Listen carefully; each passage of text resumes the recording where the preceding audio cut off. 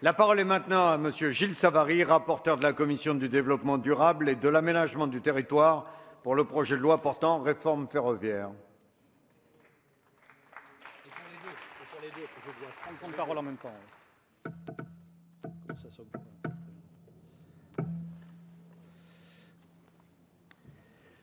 Monsieur le Président,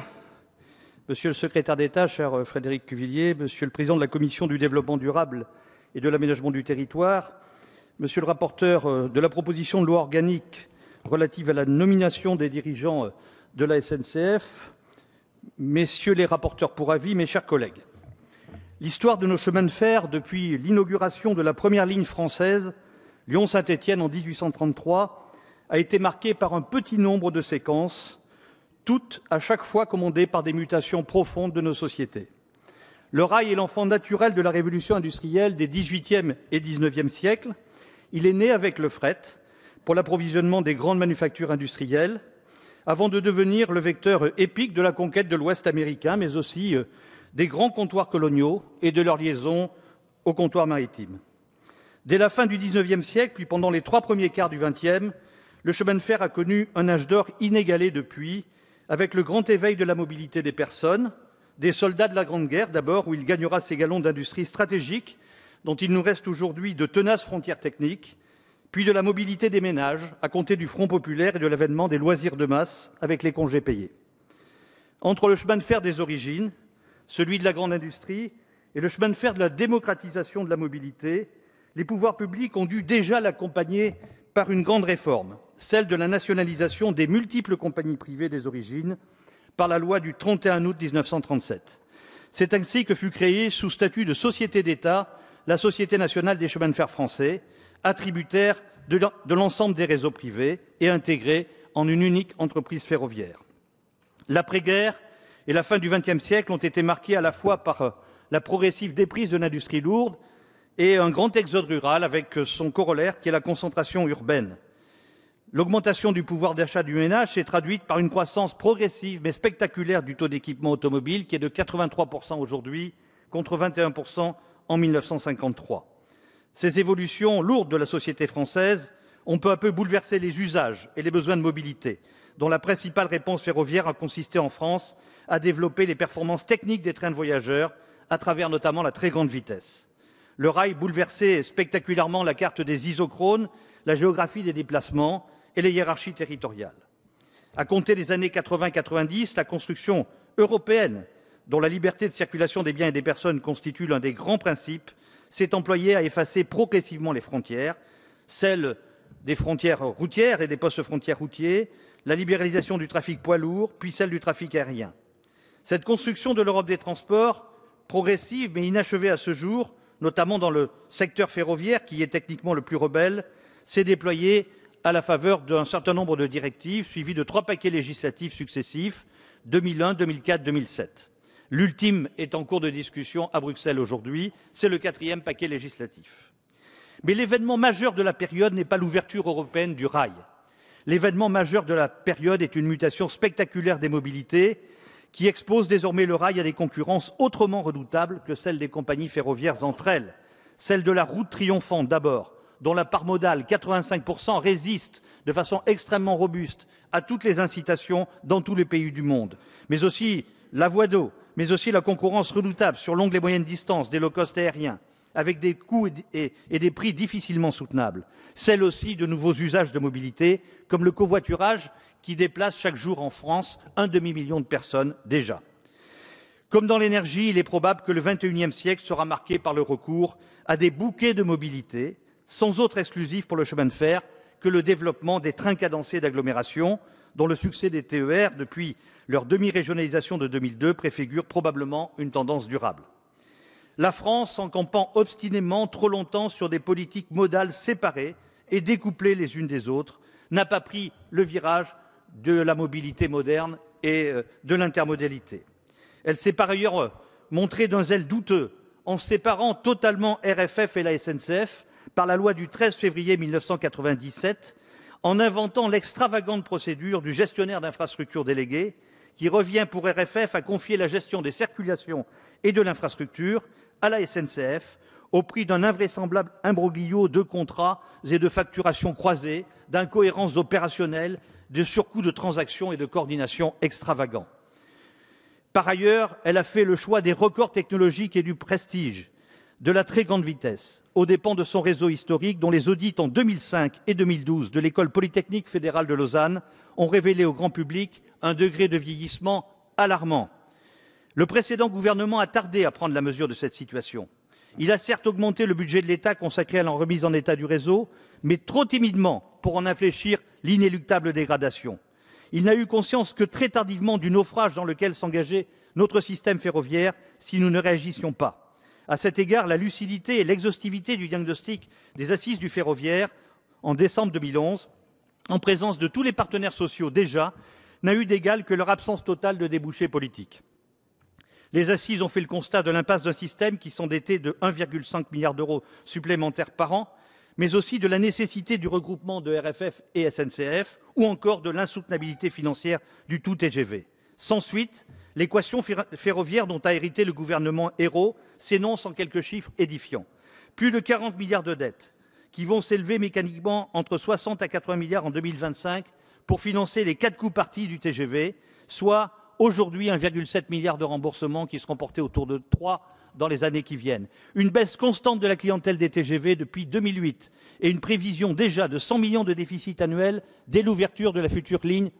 Tours-Bordeaux en 2016. Le fret ferroviaire qui est passé de 55 milliards de tonnes-kilomètres en 2000 à 33 milliards aujourd'hui, malgré 4 plans de relance successifs et un déficit annuel de l'ordre de 300 millions pour fret SNCF. Les trains d'équilibre du territoire, un déficit de l'ordre de 300 millions d'euros par an. Seuls les TER, au prix d'efforts considérables des régions, près de 6 milliards d'euros annuels, connaissent un développement spectaculaire, mais avec un taux d'occupation de 29% seulement.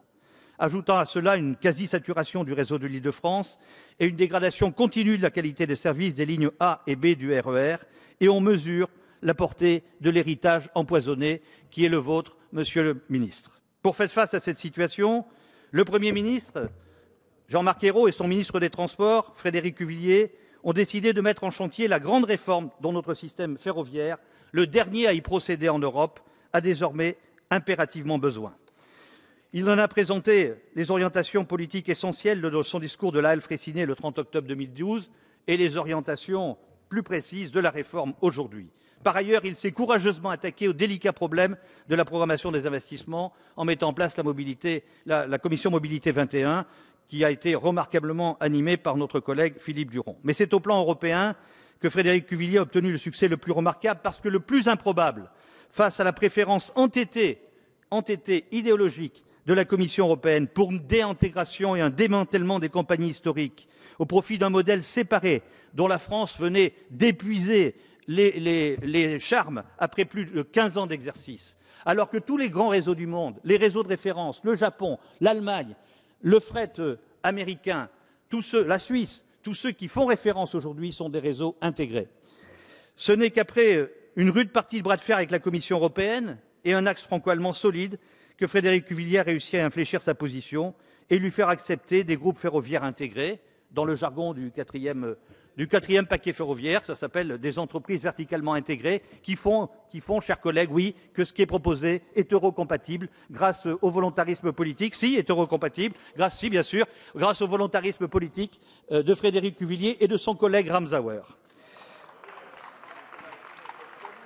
La réforme qui nous est proposée aujourd'hui comporte 3 grands volets. La reconstitution d'un groupe public unifié au sein d'une holding publique SNCF, comportant 2 grandes filiales, SNCF Réseau pour les métiers de l'infrastructure et SNCF Mobilité qui conserve tous les métiers des services ferroviaires ainsi que les technocentres. La mise en place d'une règle d'assainissement financier de SNCF Réseau pour éviter à compter de 2020 et des nouveaux projets de LGV de tricoter une nouvelle pelote de dette. Cette règle prudentielle a été considérablement renforcée par la Commission du développement durable et de l'aménagement du territoire, et j'en remercie mes collègues, sur la base du principe selon lequel SNCF Réseau sera systématiquement relayé par l'État ou les collectivités locales en financement des investissements découlant de choix politiques susceptibles de peser indûment sur les finances du système ferroviaire et donc d'empêcher ces développements ou d'empêcher, comme ces dernières années, simplement le maintien, l'entretien, la maintenance et la régénération du réseau. Enfin, le troisième axe de la réforme consiste à poser les bases juridiques de la négociation paritaire d'une convention collective de branche.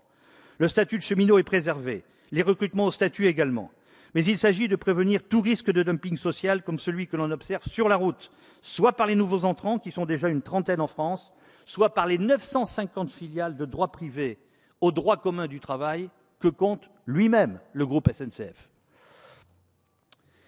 D'ores et déjà, la Commission du développement durable et de l'aménagement du territoire, saisie au fond, a très significativement amendé le texte le 16 octobre 2013, en réaffirmant le rôle et les prérogatives de l'État stratège dans la définition et le pilotage politique des transports et en confortant le pouvoir de contrôle du Parlement,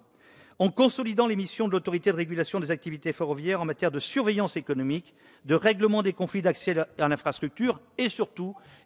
d'avis conformes sur les tarifs, en réformant le Haut Comité du ferroviaire proposé par le ministre des Transports et présidé par lui, en conseil stratégique et législatif composé de toutes les parties prenantes au système ferroviaire, en instaurant un comité des opérateurs du réseau auprès de SNCF Réseau pour élaborer une charte du réseau, véritable code des droits et des devoirs des uns et des autres, régions, entreprises ferroviaires, candidats autorisés, opérateurs de fret de proximité, concessionnaires de lignes nouvelles, en précisant et en renforçant la règle prudentielle de financement, j'en ai parlé tout à l'heure, en précisant les compétences et les missions de l'EPIC de tête pour faire groupe et consolider l'effet de groupe de l'EPIC de tête, parce que oui, nous avons pris ce parti, nous voulons garder un groupe, Monsieur Bussereau, industriel puissant, non pas une industrie démantelée,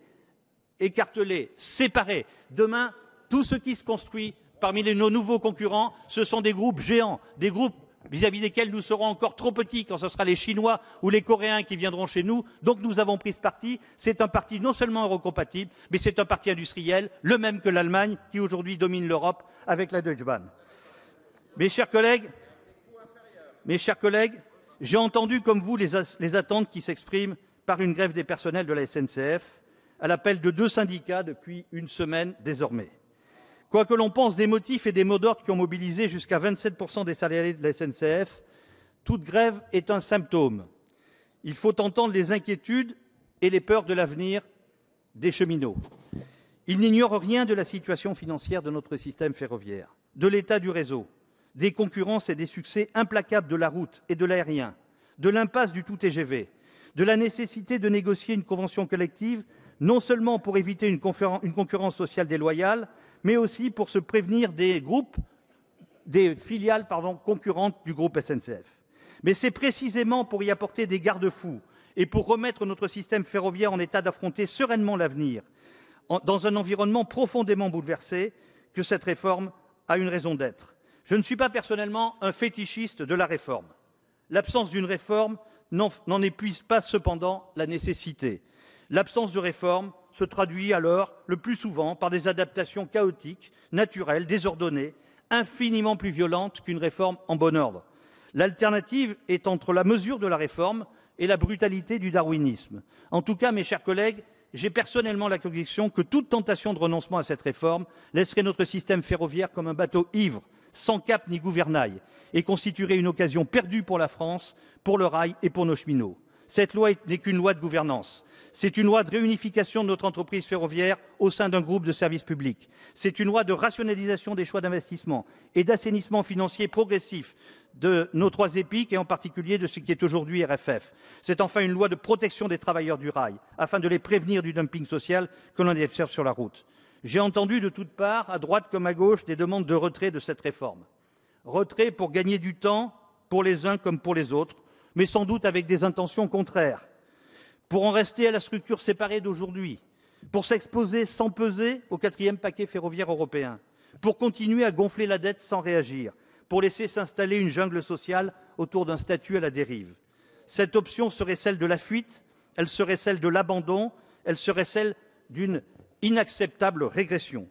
Permettez-moi, Monsieur le Ministre, de vous remercier de votre fermeté dans ces jours difficiles, mais aussi de votre sens du dialogue, car je sais qu'il a toujours été disponible et ouvert. Permettez-moi de remercier ici les commissaires de la Commission du développement durable et de l'aménagement du territoire, qui portent ce texte depuis plusieurs mois et l'ont déjà profondément amendé de tous les bancs de notre Assemblée, et c'est son honneur. J'aborde nos débats avec un sens aigu de la responsabilité qui nous incombe et une grande confiance dans notre capacité collective à apporter une pierre décisive à l'avenir de nos chemins de fer.